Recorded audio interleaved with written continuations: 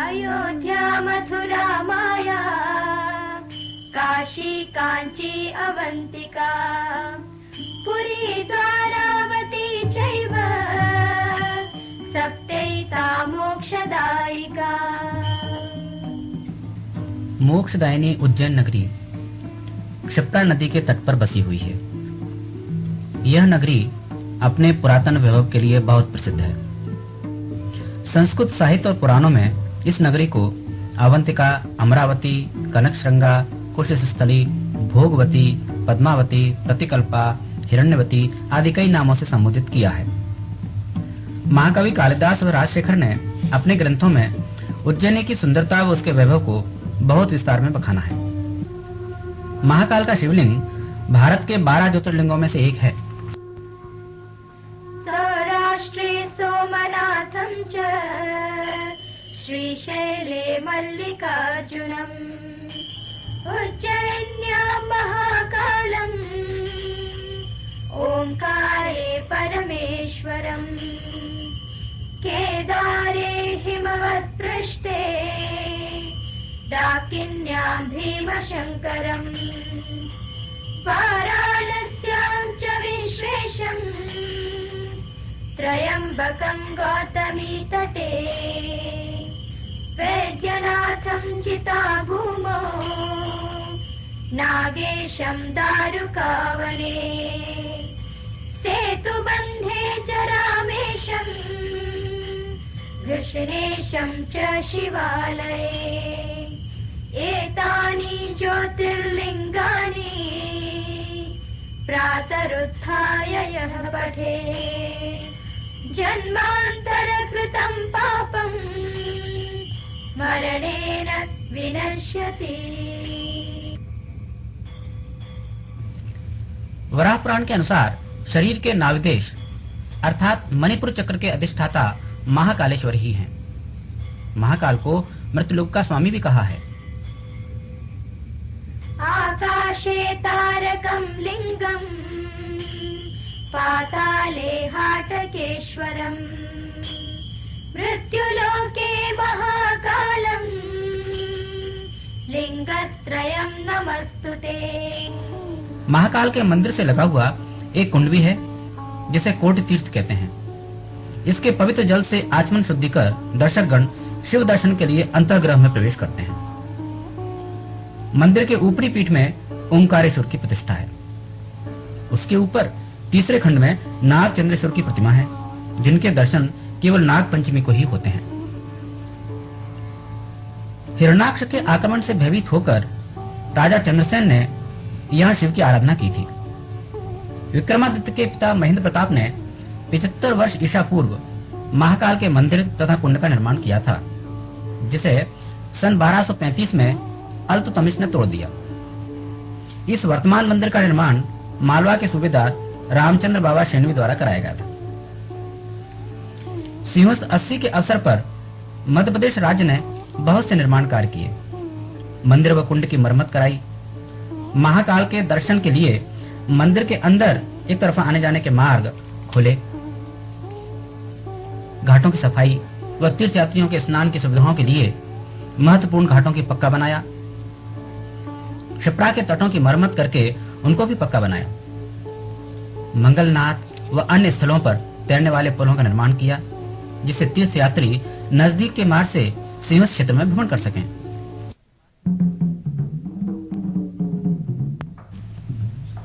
इस सिंहस्थ महापर्व पर भारत के कोने कोने से आए महात्माओं ने अपने निवास बनाए, धुनिया रमाई।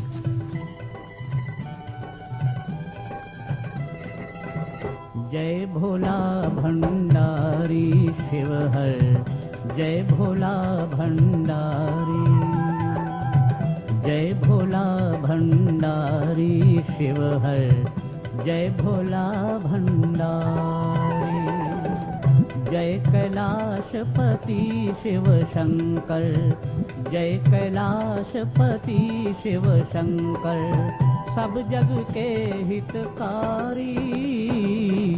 जय भोला भंडारी शिव हर, जय भोला भंडारी।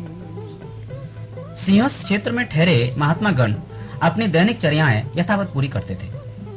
कोई शीर्षासन लगाकर पंचाग्नि तपता तो कोई आसन लगाकर ईश्वर चिंतन में लीन हो जाता। सब संत महात्मा अपने भक्तों से हमेशा घिरे रहते थे। भक्तजन प्रातः उठकर अपने आराध्य गुरु या मठाधीश की सेवा में निकल पड़ते थे। कई संप्रदाय अपने चल समारोह भी निकालते। अगवानी में भक्तजन गाते नाचते अखाड़ों का प्रदर्शन करते हुए निकलते थे।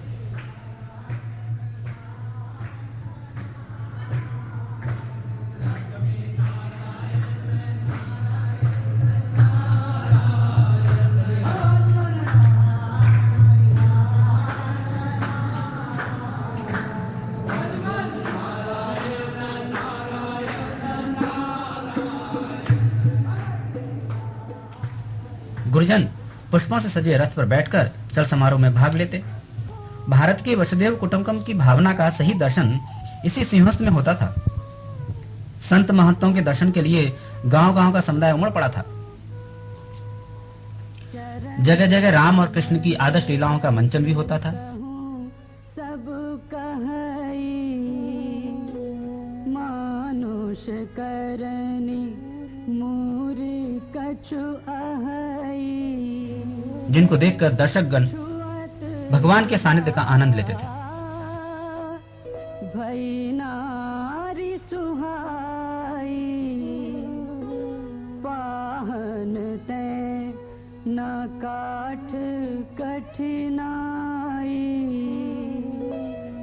जो प्रभु पार अवसि गाचहु मोहि पद पदुम पखारन कहु। मोहि पद पदुम पखारन कहु। हाथी गणेश व लक्ष्मी का प्रतीक है। कुछ महंत अपने साथ हाथी भी रखते हैं। हाथी का भरण पोषण महंत कैसे करते होंगे ये तो वे ही जाने, लेकिन रास्ते चलते एक चमत्कार अवश्य देखा। एक महंत ने रास्ते चलते मंत्रोच्चारण द्वारा अपने हाथी को रोक दिया। महंत पीछे खड़े रहे और हाथी बैठ गया, फिर चिग्गाड़ देकर लेट गया जैसे कि वह बेहोश हो गया हो। महंत परिक्रमा लगाकर उसके ऊपर चढ़ गए, उसके शरीर की धूल आदि झाड़ी, फिर नीचे खड़े होकर उन्होंने मंत्रोच्चारण की प्रक्रिया दोहराई और हाथी धीरे धीरे खड़ा हो गया।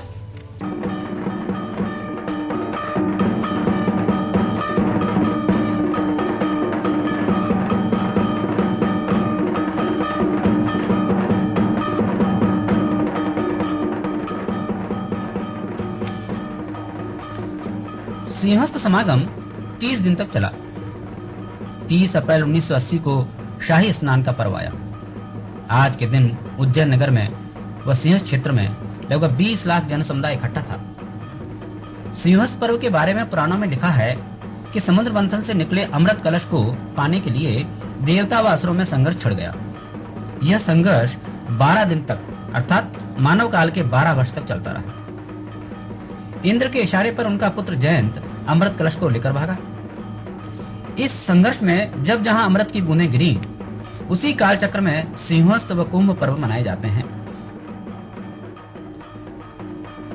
मेष राशि गते सूर्ये सिंह राशो बृहस्पतौ उज्जयिन्यां भवेत् कुंभः सर्वे सौख्य विवर्धनः। सिंह राशि के गुरु में मेष का सूर्य आने पर उज्जैन में सिंहस्थ मनाया जाता है। यह काल 12 वर्ष में एक बार आता है।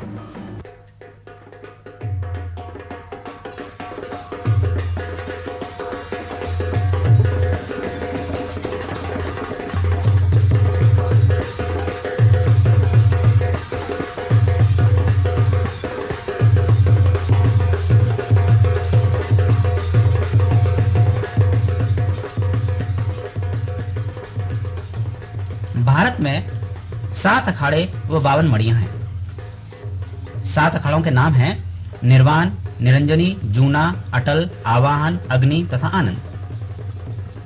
शाही स्नान के समय पहले दत्त अखाड़े के घाट पर निर्वाण, निरंकारी व नागा संप्रदाय के अनुयायियों ने स्नान किए।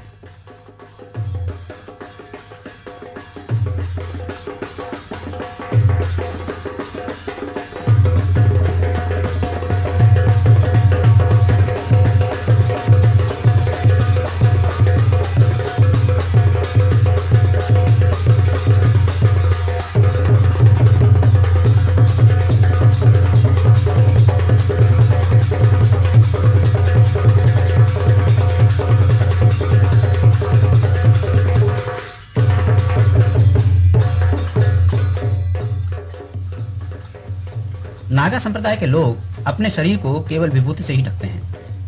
वे किसी भी ऋतु में वस्त्र धारण नहीं करते। इस सन्यासी संप्रदाय में महिलाएं भी रहती हैं जो सामान्यतः भगवे वस्त्र पहनती हैं, सर के बाल मुंडवा लेती हैं। इस शाही पर्व पर सन्यासी महिलाओं ने भी स्नान किए।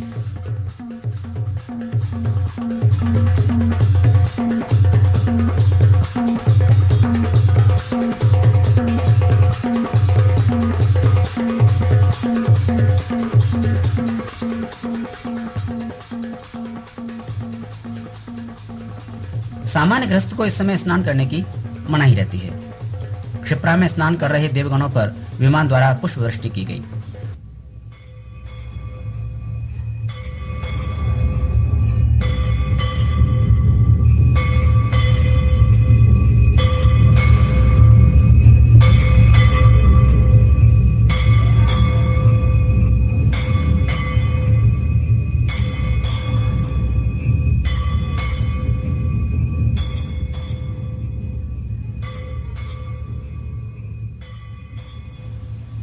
दत्त अखाड़े के बाद रामघाट पर रामानुज संप्रदाय व वैष्णव संप्रदाय के अनुयायियों ने स्नान किए।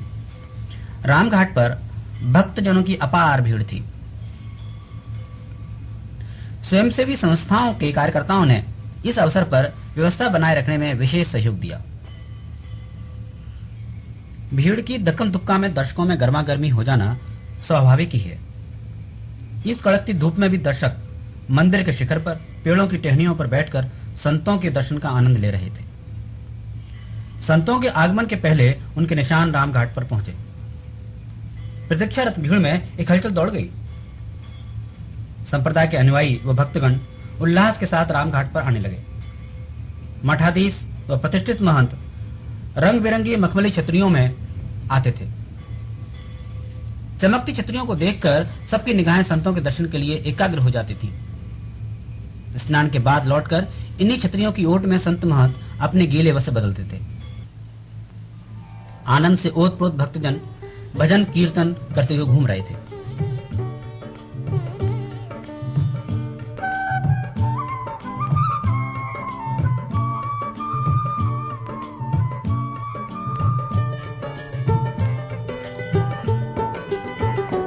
भज गोविंदा जय गोपाला, भज गोविंदा जय गोपाला, भज मुरली मनोहर नंद लाला, भज मुरली मनोहर नंद लाला, भज गोविंदा जय गोपाला, भज गोविंदा जय गोपाला।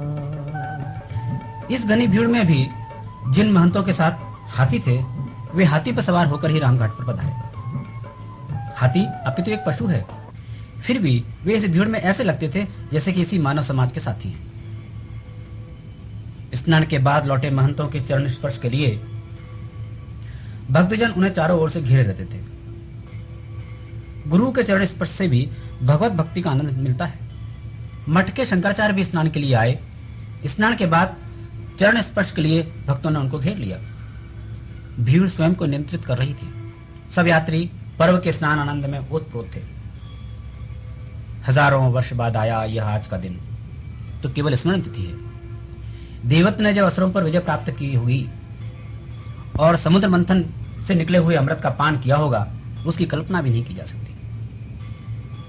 इस समुद्र मंथन की गाथा को रूपक में प्रस्तुत करते हुए कवि कहता है,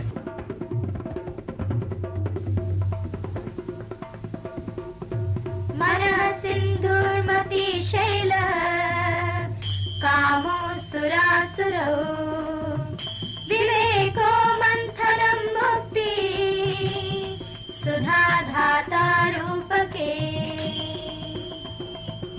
मन रूपी सिंधु में बुद्ध रूपी पर्वत को डालकर कामना रूपी सुर असुरों द्वारा विवेक रूपी रज्जु से मंथन किया जावे तो मुक्ति रूपी अमृत की उत्पत्ति होती है। यही समुद्र मंथन का रूपकार्थ है।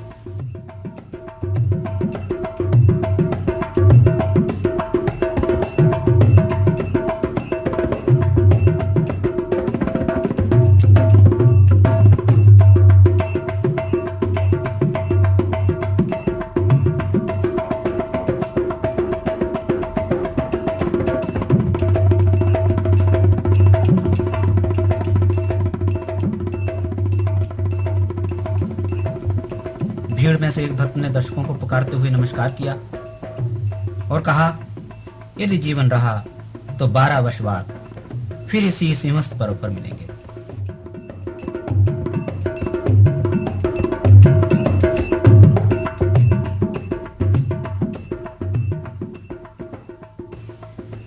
धन्यवाद।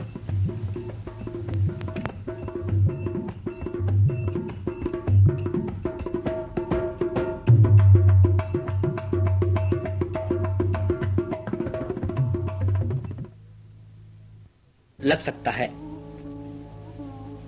इस रोग से पशु के खुरों में घाव हो जाते हैं, मुंह में छाले पड़ जाते हैं, पशु खाना पीना छोड़ देता है। मुंह में छाले होने के कारण सूखा घास या कुट्टी तो वह बिल्कुल नहीं खा सकता। हितग्राहियों की जर्सी संकर बछिया को इस रोग के प्रतिबंधक टीके मुफ्त लगाए जाते हैं। अन्य पशुओं को भी ये टीके लगाए जा सकते हैं, लेकिन उसके लिए पशुपालक को अधिक कीमत देना होती है। हितग्राही अपनी बछिया को अन्य पशुओं से अलग बांधकर संतरित पशु आहार खिलाता है, जिससे कि दूसरा पशु उसका हिस्सा न खा जावे। मध्य प्रदेश में यह परियोजना वर्ष 1976-77 से लागू की गई है। गत 5 वर्ष में लगभग 10,000 हितग्राही इसका लाभ उठा चुके हैं या उठा रहे हैं। इसमें खेतिहर मजदूरों की संख्या सबसे अधिक है। यह संख्या लगभग 7,500 है। इन बछियाओं में से अब तक लगभग 2,000 तो गायें बन चुकी हैं, जिनसे 30 लाख लीटर दूध पैदा हुआ है। अधिक दूध पाने के लिए छोटे किसान भी अनाज के साथ साथ हरे चारे की खेती करने लगे हैं। हरा चारा खिलाने से ग्रीष्म ऋतु में भी गाय का दूध अधिक कम नहीं होता। दुधारू पशु पालने का व्यवसाय एक ऐसा व्यवसाय है जिसे कि ग्रामीण महिलाएं भी अपने घर पर रहकर थोड़ा परिश्रम करके परिवार की आमदनी बढ़ा सकती हैं। और अब खेतिहर मजदूर, सीमांत कृषक, इनके लिए पशुपालन एक ऐसा धंधा है जिससे कि वह अपनी आमदनी बढ़ा सकते हैं।